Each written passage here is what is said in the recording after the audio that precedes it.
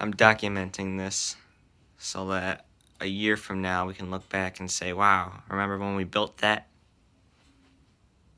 You're not building it, I'm building it. I don't care who. Well, Paulie and Dom are coming over to build it, right? Hopefully. I want to watch them do that.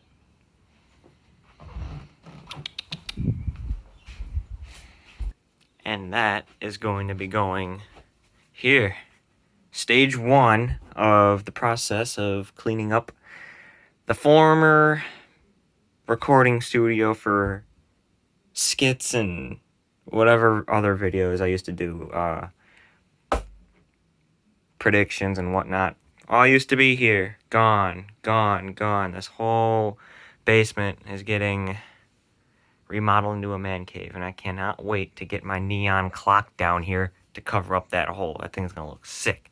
So that's a $3,200 PC, over $3,200 worth of computer parts that my brother bought, and we're gonna put that thing together as soon as this COVID-19 crap goes away.